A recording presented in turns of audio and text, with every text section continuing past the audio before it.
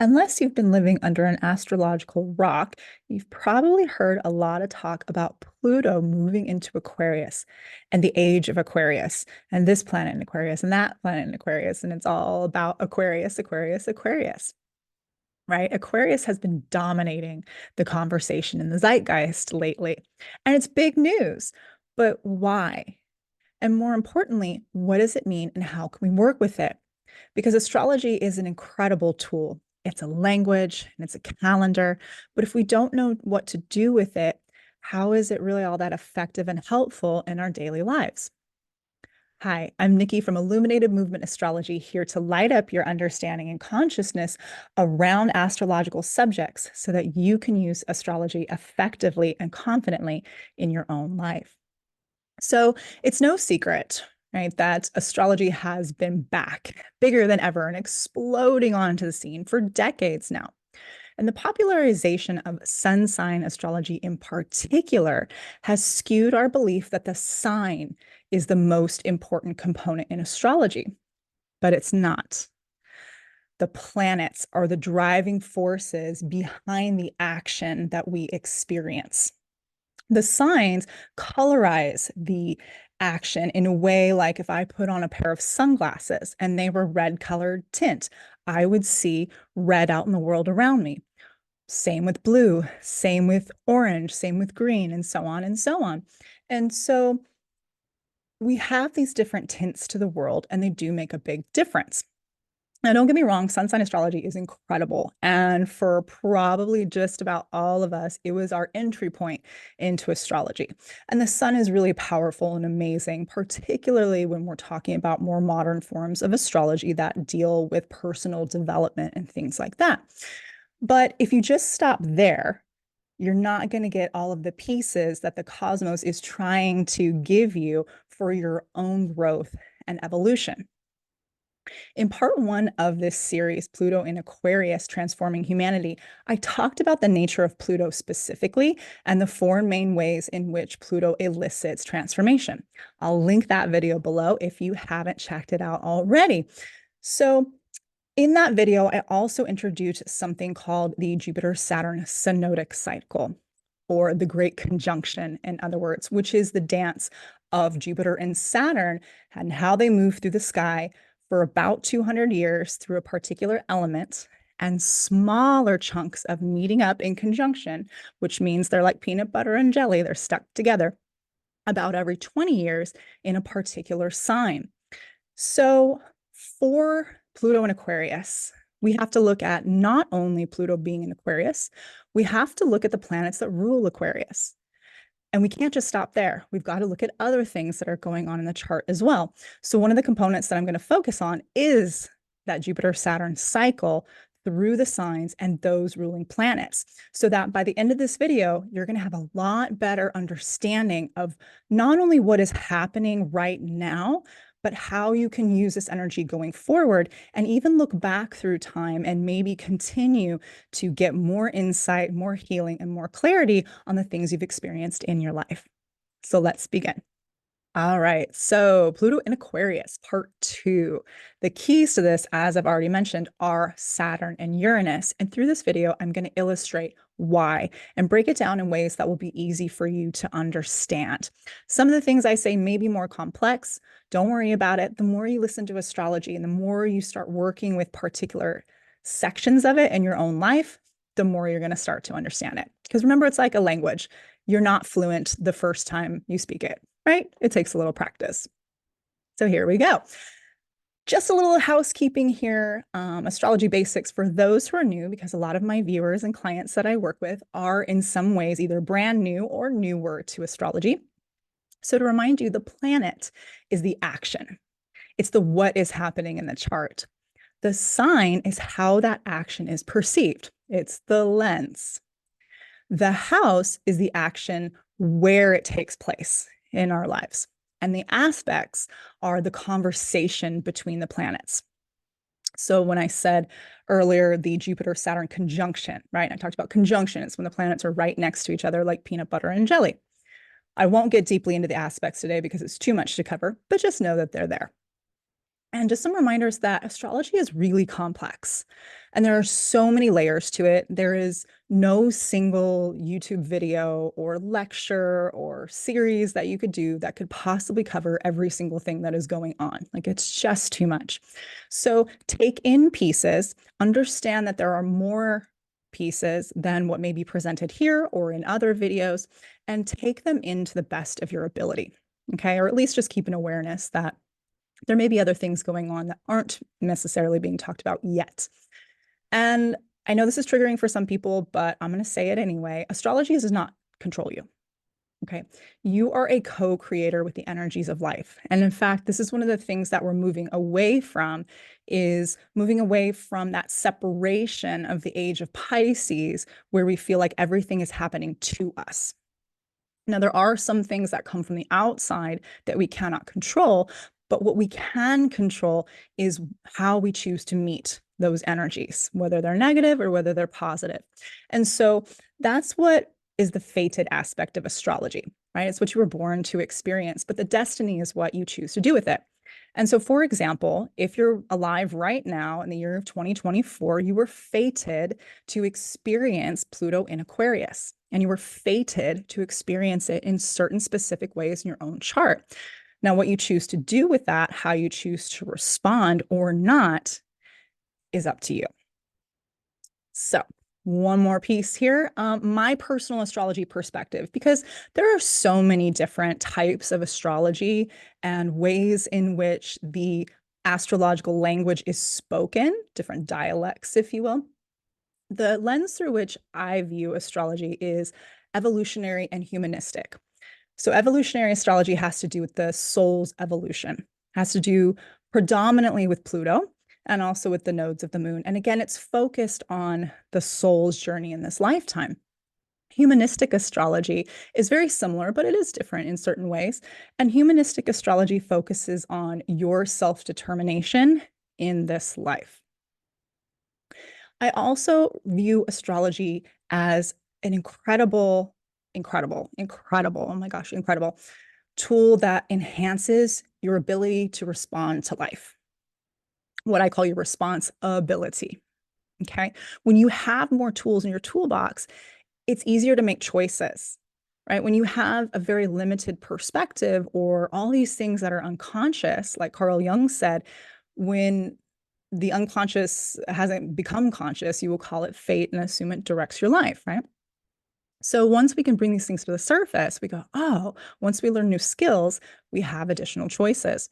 So that's my goal here, is to help you make connections, to help you see things from different angles or illuminate things that maybe were a little bit in the dark for you. And last reminder, there are levels of consciousness to how we work with anything in life, and that includes astrology. So there may be planets or subjects or aspects or topics that you have a more comfort with, maybe a more higher perspective. There may be ones that are more challenging, and maybe you're stuck in what we would consider more low vibe, right? Feeling victimized by things. And that's not necessarily something that is like it changes on the ladder and it just stays there. You know, we go through stages as we grow and we go through things as we evolve. So all of us, myself included, are working on our perspectives and our levels of consciousness with things. So some of this may resonate for you, some of it may not. Take what's for you, leave the rest. All right, so here we go. Let's talk about it. The big topic, the Aquarian Era. So I'm calling it the Aquarian Era. It's not necessarily the most perfect word to describe this time period, but I wanted to differentiate it from the age of Aquarius, which has to do with the precession of the equinoxes. And perhaps I'll do a different video on that, but that's a different time period, and that's a several thousand-year time period. The time period that I want to focus on here is between the years of 2020 and 2043. Okay, so that's not thousands of years, right? That's a little over 20 years. So when we're talking about Pluto and Aquarius, yes, it's a big deal, but it is far from the whole picture. So to get more context and to unlock the bigger picture, we have to look at the planetary rulers of Pluto and Aquarius. And we have to look at that Jupiter-Saturn 20-year social cycle, right? Known as the Great Conjunction. And the last one we had was in Aquarius, December 21st, 2020. Maybe you remember that.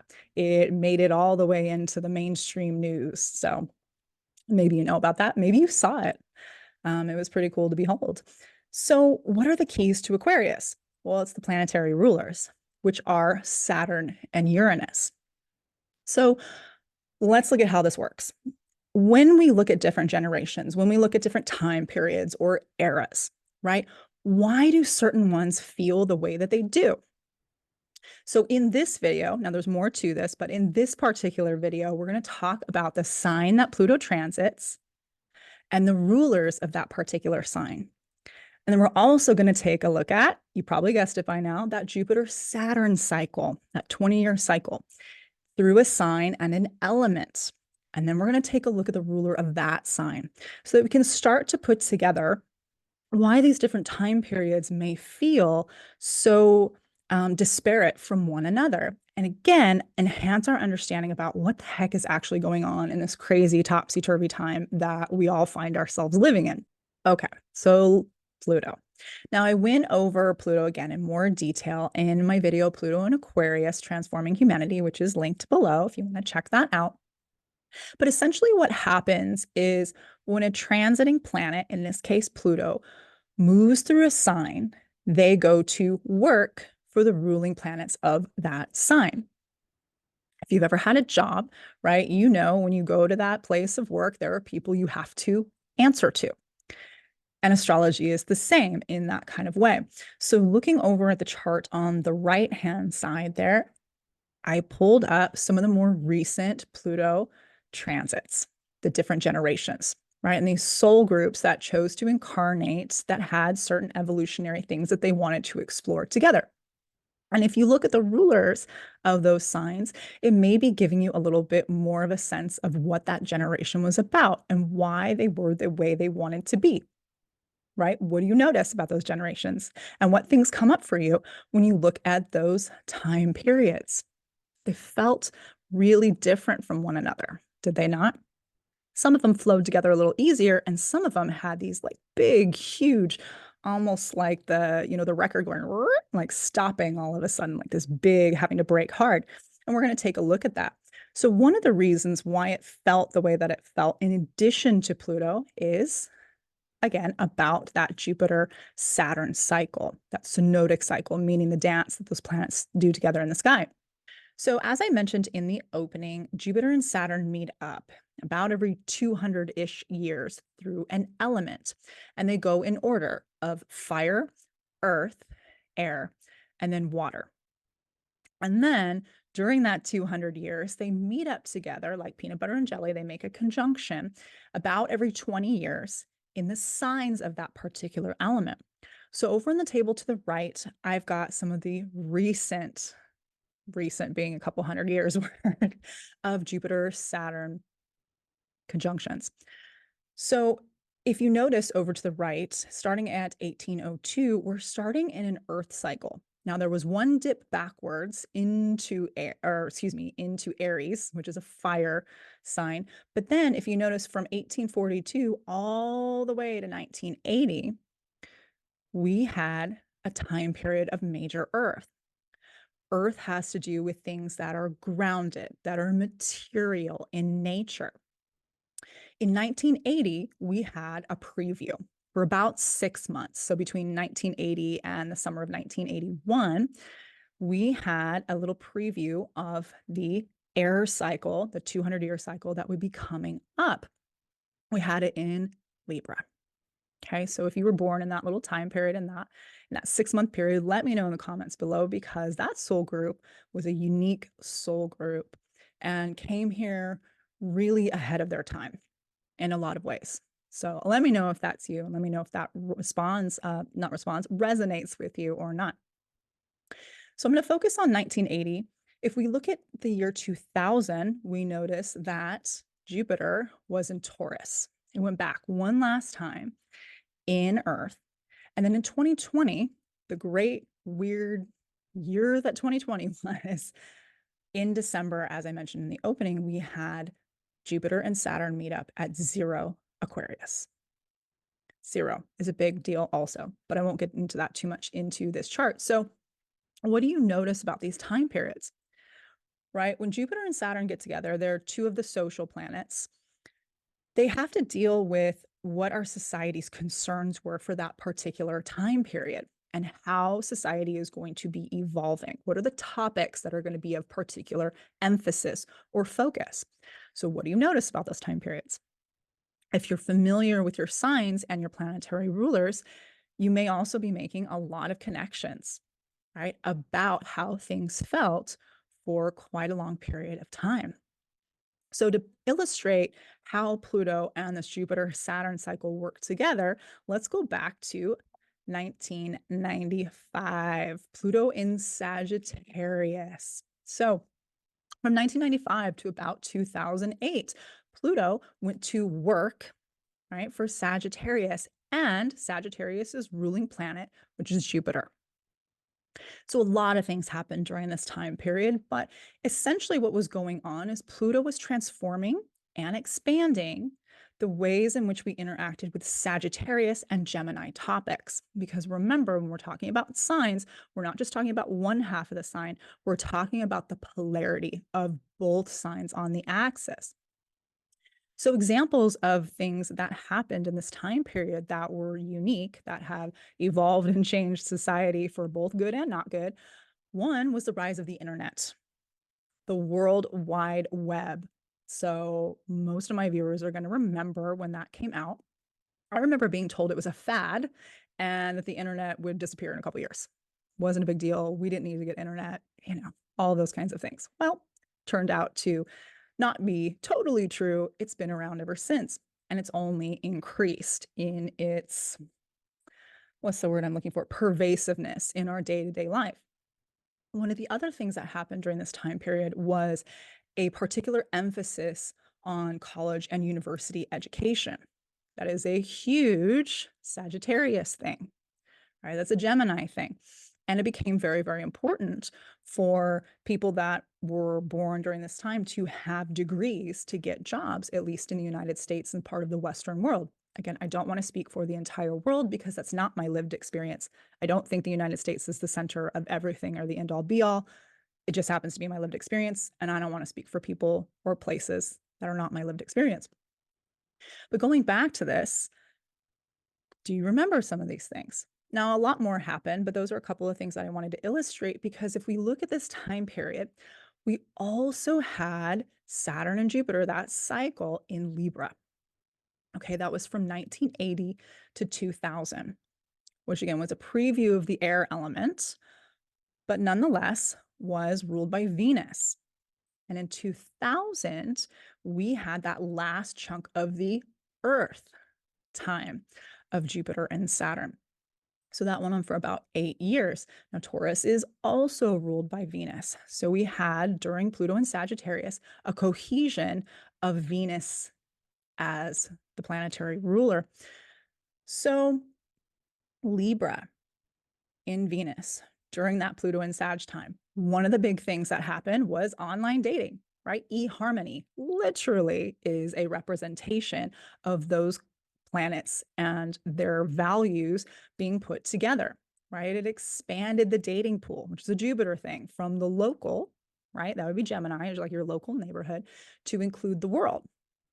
It's a very Sagittarius thing, right? And it increased powerful alliances, but it also increased danger, right? And those are Pluto things, transformed the way that we can communicate with one another. Now, during the Taurus part, that last 8 years, again, also ruled by Venus, there was an overemphasis on higher education. It led to massive student borrowing and student debt, right? And this was well intended because there was the hopes of if you had a college degree, you would be set up to get a powerful position post-graduation. So all of these things were well intended, but there was a definite lack of, let's say, discernment in some ways around how we were spending money. And so what happened? when we moved from Pluto and Sagittarius to Capricorn in 2008, a huge change happened in society. If you were alive during that time period, 2008 was a wake-up call for a lot of people. In a sense, what happened was Pluto moved from being ruled by Jupiter, right, and also Venus, but she would stay with Venus. But we're talking about more that Jupiter was Sagittarius. And Jupiter, everyone loves Jupiter, but Jupiter's reckless. Jupiter is not concerned, neither really is Sagittarius, with the details, right? They're so carefree that they can be careless.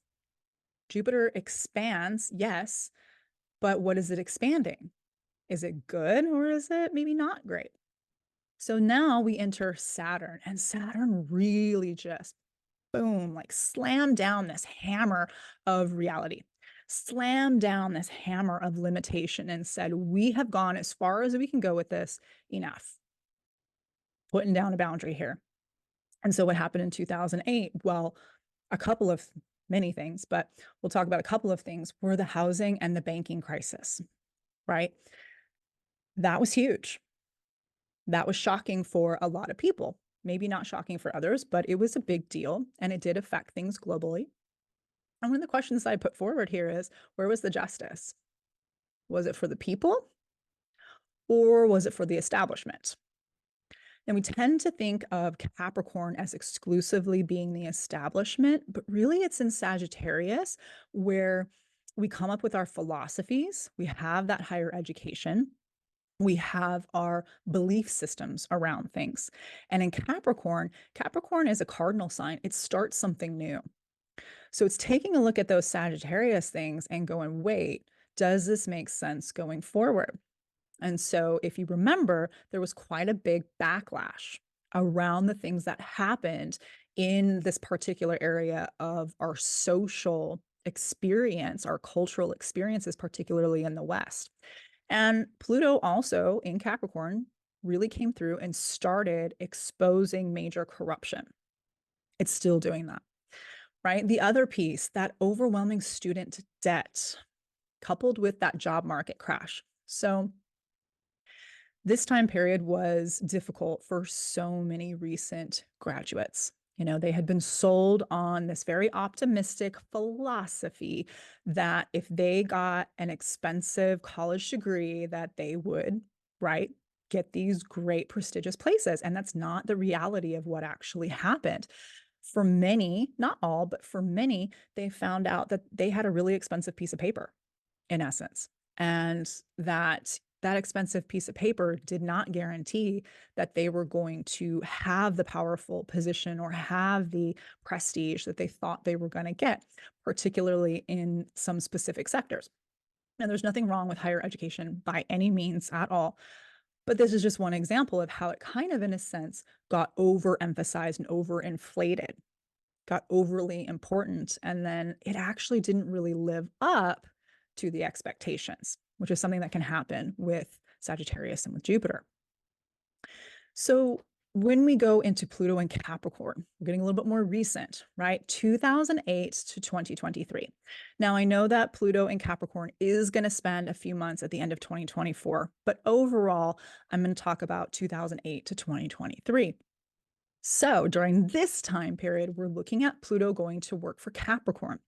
And Capricorn is ruled by Saturn, right? As we just talked about from that transition from Sagittarius to Capricorn. So now we're looking at the ways that Pluto transformed and challenged the way we view Capricorn and Cancer topics, because remember, Cancer is the opposite sign of Capricorn. So a few of the things that came up was exposing hierarchical corruption, right? More and more and more, those things are coming up, right? Pluto brings things up from the depths for us to look at so we can see what's rotten, what is disempowering, what's got to go. Okay, so there's a reason for all this proverbial, SHIT to be coming up. There's really an evolutionary need for this to happen, because if we remain continually blind to it, it's not going to change. Now, it's unpleasant to see how much of it there is, particularly in the United States. But again, that's a bigger subject. The other piece that's been happening is healing generational trauma. That's been a really big topic for a number of years now. And there's some importance to that. There's some really big importance to that. There was also a rise in entrepreneurship, a rise in big business, corporations, and there was a big emphasis on women in those areas as well. So when we look at that, again, we have to look at that Jupiter Saturn cycle. And if you remember, we have that cycle in Taurus. I went from 2000 to 2020. So for most of the time, almost all the time, Pluto was in Capricorn. We were in two things. One, we were still in the age of Earth. Two, we were having that social frequency energy still ruled by Venus. So what did we see a rise in? Girl bosses, right? Mompreneurs. All these kinds of things became really, really big, and having multi-level marketing. And no matter what you think of that, it was a big topic. So that has to do with like Venus, right? The moon, Taurus. It also has to do with Capricorn. Remember, Capricorn is a feminine sign. It's a yin sign. We're talking about Saturn and Pluto as well here. We had a big emphasis on hustle culture, right? Big side gigs. Everyone was trying to increase their reputation, increase wealth. We started hearing a lot more of time is money. Time, Saturn, money, Taurus, right? We had the rise of the influencer, big time during this era. And again, we had exposing corrupt practices, which is still happening because we're learning certain things about Capricorn, and Capricorn, amongst other things, has to do with authority, both outer and inner authority. And so a lot of these things were coming up for us to look at and to transform for ourselves in whatever way is appropriate to our soul's particular journey. And then 2020 happened. And 2020 is a whole entire like lecture series in and of itself. But the things that I do want to focus on here really have to do with that Jupiter Saturn cycle and how that really impacted what was going on. So we were leaving an age of Earth. We had 200 years of Earth focusing on industry, material things, clocking in, clocking out, having kind of a routine, having a little bit more of a grounded sense of structure to our society. And we also had 40 years of Venus ruling that background cycle. Now, when we entered the age of air, air is very different from Earth. Air is about ideas, and it's about communicating, and it's about knowledge, and it's about sharing and curiosity and all these different kinds of things. And one of the biggest differences is air is not grounded, right? That's not air's job. Air is about sharing. It's about moving things, okay? It's in some ways also invisible, right? The Earth is visible. We can touch it. We can interact with it. Air, not so much. We feel the effects of air, but we can't really necessarily see it in the same way that we see and interact and touch the Earth. The other big piece here is, again, Venus, 40 years of her. Bye-bye, girlfriend. She won't come back for a while. She will come back in 2040. But for now, we've got Saturn and Uranus kind of calling the shots behind the scenes here. So what happened in 2020 when we moved from Venus to Saturn and Uranus? Well, one of the things was a massive wealth transfer. Okay, so where did all the money go? Who did well and who didn't? We had a huge stellium, which means a big grouping of planets in the same sign, which happened to be Capricorn. And that coincided again with that end of that 200 years of Earth. And so that in itself is a big deal.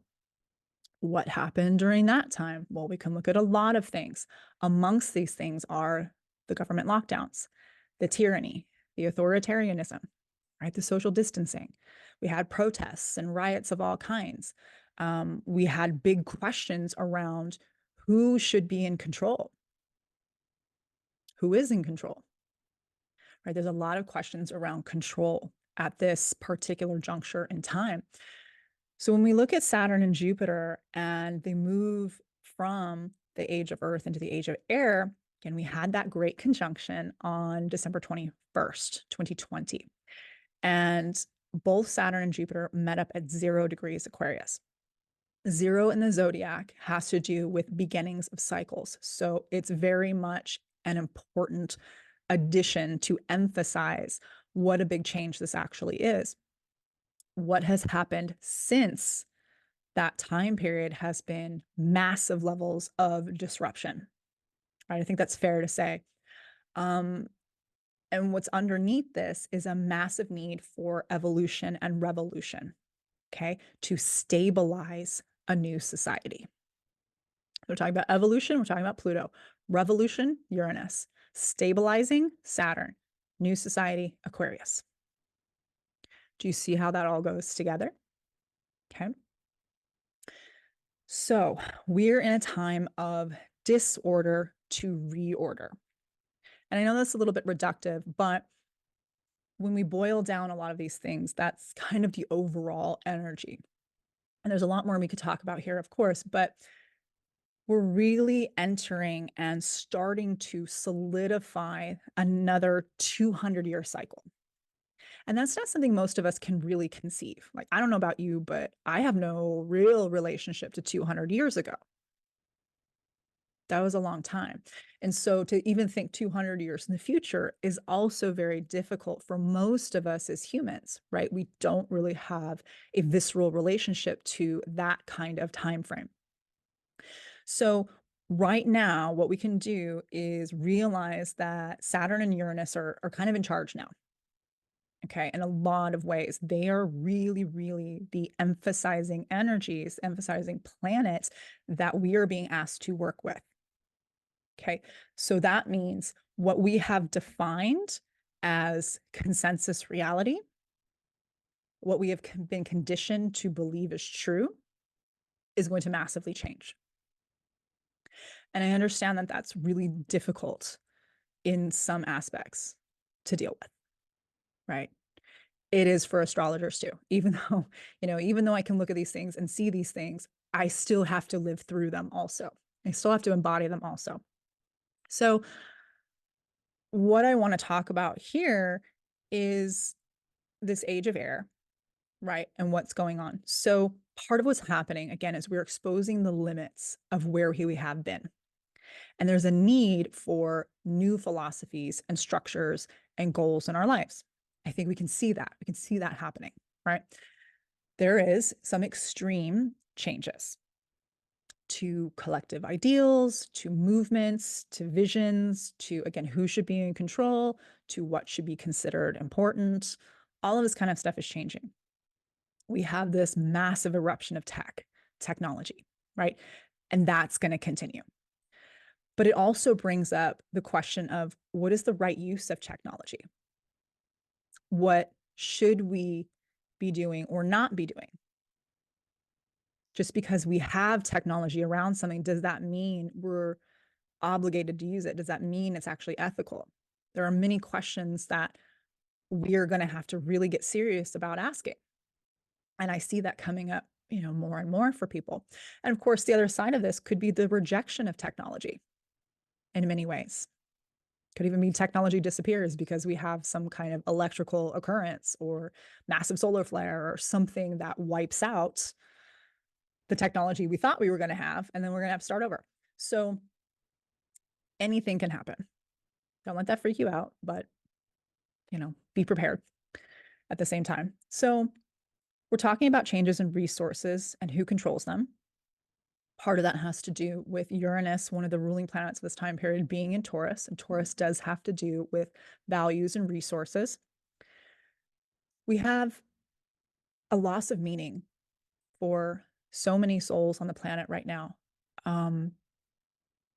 And if that's someone they're not alone. This is a difficult time for many, many people. You can get through it. If you are here today, then you have a purpose and you're on purpose, no matter what that is. Okay. The other side of this is we have people reclaiming their spiritual purpose, getting back in touch with their connection to their higher self, to God, to the field, to nature, to even astrology, right, it's not trivial. And again, popular astrology has made it seem that way, that it's all about celebrities and exes and kind of trivial nonsense, but it's not. It's so powerful. And that's part of why it's been suppressed for so long as well, because when you really start to understand astrology, it's an incredible tool for compassion and sovereignty in yourself, but also for others as well. And so many people are going back into integrating these kinds of principles into their lives in a really, really strong way, moving a little bit more or a lot more away from things that we've done in the past. Okay. So there's a big evolutionary impulse right here. There's a need for individuation so much because we are in a very, very saturated time period of control. Who is in control? Okay. And so if you're not strong and stable from within, if you don't have an inner authority, you don't have that structure like set up in ways where you can go within and connect to your higher source, this is going to be a really difficult time. It's going to be a difficult time anyway, for some, but it's really, really imperative that you go through these processes of individuation and breaking free of what is not you. Okay. Because we really are moving into a new earth. I know this has been talked about a lot too, and there different people have different ideas of what this means. But when we go back and we look at the planetary rulers, let's just go back a little bit when we're talking about new earth. We're talking about Saturn and Uranus because we're talking about Aquarius. Okay, we're talking about that Pluto in Aquarius, but we're also talking about that Jupiter Saturn cycle in Aquarius. So we've got an overlap of about 16 years of Saturn and Uranus really calling the shots here. So when we look at Uranus and Taurus, again, we're looking at 2018 to about 2025. What are we talking about? We're talking about changing our values. What is valuable to us? Have you experienced this yourself? Maybe particularly since 2020, that what was once maybe valuable to you is no longer so, right? What about resources? What about food and money and land and even people, right? Taurus has to do with the embodied self. Ourselves is our greatest resource. Has that changed for you the way that you view yourself? What is worth it for you to do with your limited time, Saturn, here on this earth? There's been so many innovations in how we work with resources, and so many of these are really positive. I think sometimes we still have this emphasis on looking at what's negative and what's scary, but there's just some really incredible souls out there doing work that maybe we don't hear about. But if you look for them, they're there. That are doing things that are changing the planet in truly positive ways. So look for them. Okay. If you need a little reminder that humanity isn't totally awful. There's really, really amazing people doing incredible things all over the world and really waking up to that, really, really stepping into a new space. We're talking about body autonomy. Okay. And I know that's a really big topic and I'm not going to get into it, but it is a topic. And we're talking about doing things like trading our time for money. Right. Again, how many people have been asking this big job walk off? Well, there's a reason for it.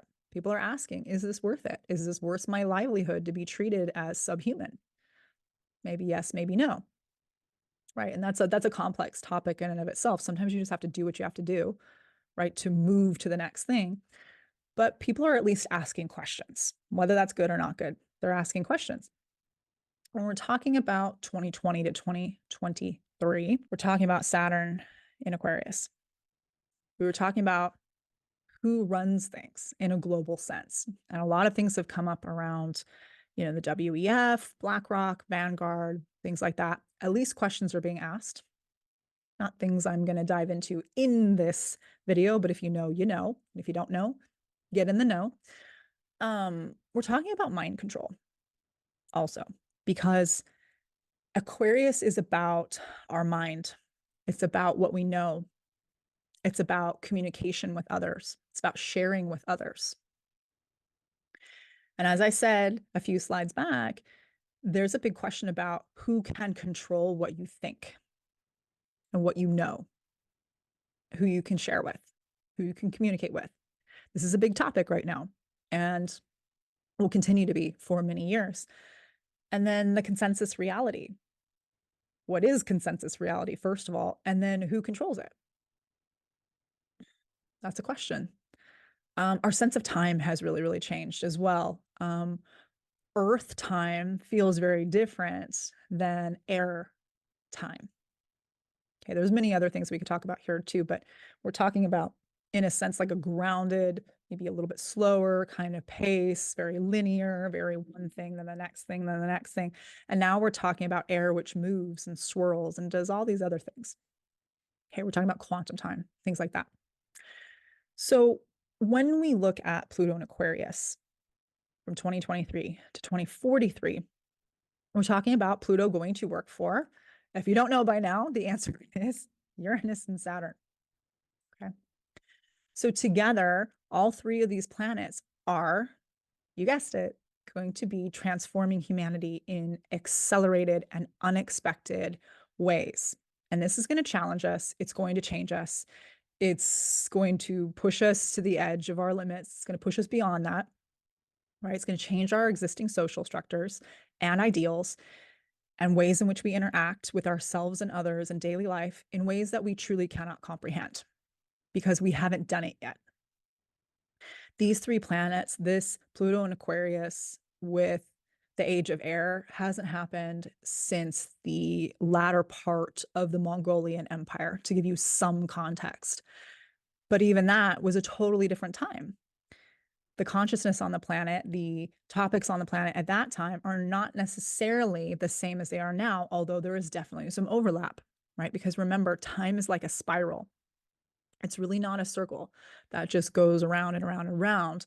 It goes around and it moves, whether that's up, whether it's sideways, whether it's down, whatever, it's moving.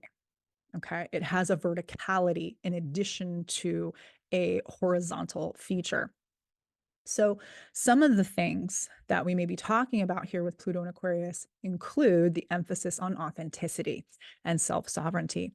And that will continue to be a really, really big topic. It already is, right? When we look at things like deep fakes and AI, that can emulate other people, there's a question of, is the person that you see on the screen, are they real? So bizarre to think about, but it's something that we do need to think about. So authenticity is who you are, right? And this is different for every person. And that's a whole other big topic as well, but it is a really big topic that is very pervasive right now. And again, we're talking about self-sovereignty because there is so much outside control that is trying its best to assert itself and really enslave people in so many ways. So many ways. We're talking about the acceleration of technology and again, the right use of technology. What does that mean? These are questions we're going to have to keep answering and keep working through. We're talking about collectivism versus individualism. And not just versus, but really, I guess I should say and. It's collective and individual at the same time. In some ways, they'll clash, but in many ways, they work together. And that's such an Aquarian thing, is understanding that you are an intrinsic part of a larger whole. And when you understand that your unique contribution, you are the only puzzle piece possible that is meant to fit exactly where it's meant to fit in the grander scheme of things. When you really start to understand that, it makes it easier to let everyone else also be their own puzzle piece, right? And when you hook up with them, you learn new things, you grow and you share and you change together as a group, hopefully, ideally, because everyone has different skills, because everyone has different strengths and weaknesses and interests and viewpoints. When you can get those things to work coherently, it's pretty great. It's not always easy. Most of the time it's not easy, but it is really great when you do achieve it. So that's some of the things that we're looking at right now. We're talking about sharing, we're talking about travel, we're talking about migration. Again, all of these things are air things, but they're also Aquarius things. We're talking about innovations and resources. right? And again, we're talking about the control of mind, of learning, of communication, of sharing. All of those kinds of things are huge. And so we're going to see what happens. And again, a lot of this could be rejecting certain parts, right? Aquarius can also separate from the group and choose not to participate in the group. That's always a possibility. And then you find out there's a whole bunch more people like you not participating, and then you form your own group, and there you go. So, this Aquarius era from 2020 to 2043. By now, this far along in the video, you get this, right? Pluto is not just the only piece we have to look at. We got to look at the rulers of Aquarius, which are Saturn and Uranus. Making sense? So we've got this background social frequency. We've got this 16 years of overlap where Aquarius is going to be the dominant energetic frequency. Saturn and Uranus are going to be the dominant energetic frequency in the background. Okay. And this is putting a seriously rare emphasis on this much energy in this concentrated way for this period of time. This is not something that happens very frequently or very often. And one of the things I want to keep emphasizing is no one alive has experienced this before. Okay, we are truly going into the unknown.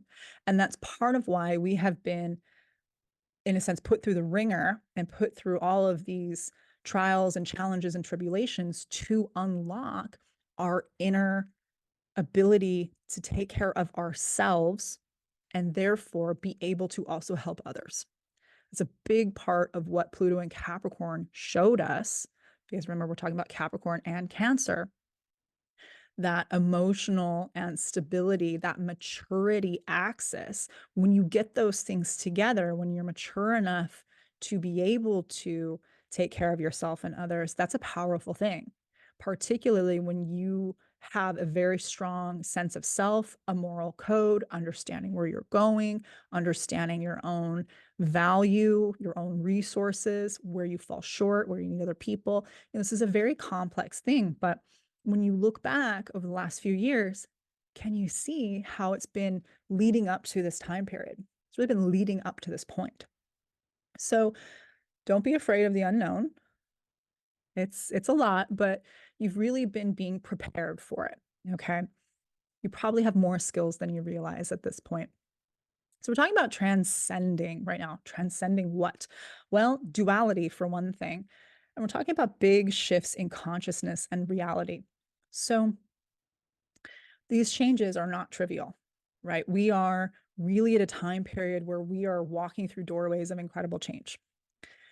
And even when that's going to be my next video coming up, I'll talk more about Uranus and Saturn, because astrology tends to focus on about Saturn versus Uranus, the clash between them. And they do clash in certain ways, but when you understand that they actually work together, that's where the magic is. That's where we get this trinity point of the two working, and we can actually transcend what's going on. This is where we get that Vesica Pisces period of those two overlapping energies coalescing in the middle, opening a gateway to change our consciousness in ways, again, that we can't even totally perceive because we haven't been there yet. We have to really trust and have faith and understanding in the larger picture, in the higher consciousness and the God force that is there helping us to do all of these things. So when we're talking about the time period from 2020 to 2026, we are talking about so many rare cycles converging at the same time. This just doesn't happen like annually. It's not something like Mercury going in retrograde 3 to 4 times a year because it's got a shorter trip around the sun, and that's just what happens.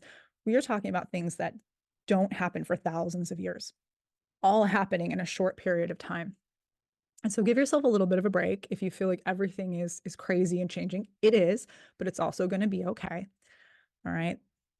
God and the universe and all the creative energies, they know much more than we do or could ever possibly see. So have some faith, have some trust. And again, the more self-agency and self-actualization that you have, the better the direction for the entire collective.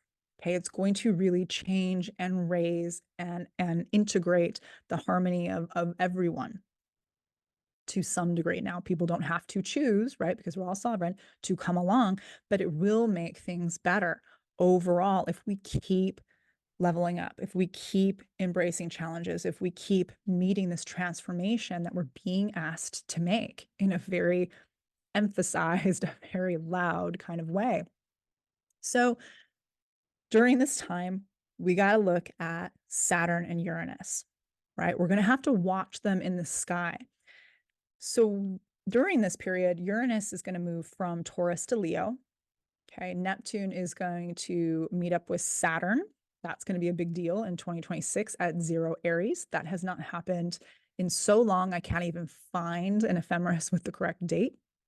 It was BC, several hundred years, several centuries into BC. Okay, so a long, long time ago. And we have Saturn moving from Pisces to Scorpio during this era, okay, during this time period. It's going to feel like Alice's Adventures in Wonderland. It's going to feel like it's weird. It's going to feel like everything is bizarre. But, you know, Alice does eventually make her way through Wonderland, right? She just has to keep going on the journey. And that's a large part of what we're all being asked to do. So in your personal chart, you want to follow the transits of Saturn and Uranus in the sky. Okay, so where they are. Right now, Saturn happens to be in Pisces. Uranus is still in Taurus. So you want to look at those parts of your chart and you want to see how they're moving. And you also want to engage with Pluto's transit through the Aquarius part of your chart. Now, I say engage on purpose because Pluto is the evolutionary force of internal transformation. And it's not a warm and fuzzy planet. In fact, all three of these planets are not warm and fuzzy, okay? But they're really, really powerfully important. They're like the best friend that you have that tells you, you know, that you've got to get it together, that you've got to make changes that maybe you were kind of like, you knew were there, but you were hoping to brush under the rug. These are the planets that are like, okay, it's time. Let's do this thing. And so if you can understand what's happening, it makes it easier to choose to work with these energies. And when you can participate, when you can increase your ability to respond, then these things will go better overall. You will grow and you will change. You will do that hero and heroine's journey, right? You will have that experience and you'll really be on the other side of it when you can turn it inside out, when you can look back on it, you'll realize all of these things have been just such huge blessings in disguise, right? They're that way because they don't appear that way at first, because often they come in packages that we didn't want. Okay. And so we have to be able to also face that, face the grief, face the maybe depression, face the rage that may come up. These are all things that are possible. But so are joy, so is liberation, so is really feeling like, oh my gosh, like I'm actually here with a purpose. I love my life and I get it. And I get the rhythm of the planet. And I get all of the importance of the things that are happening around me. And I feel like I'm a part of it. Okay. That's also possible. So you want to track all of these things in your chart. That's what's really going to light these things up. So I'm going to stop sharing for now. I hope that was helpful. I hope you guys understand better now how these generations, how these time periods function, what they were like, and why they were that way. And then more importantly, what you can do, right? How you can use these things in your own life to embody the transformation that's trying to happen. So you don't have to feel like you're always fighting things or lost at sea. Even though it may feel that way for a time, you can understand that, like with any transit, it's temporary. So here we go. In part 3, I'm going to talk about Uranus and Saturn specifically and how you can work with, again, those planetary energies in a way that's beneficial to you and not in this way of this versus that. Because I don't know about you, but I'm so sick of this versus that. No, no, no, no, no. We got to move into the time period of understanding it's this and that and all the nuance in between. So I will get working on that. Let me know in the comments below if this was helpful to you. And most importantly, I wish you all very well. Till next time, take care.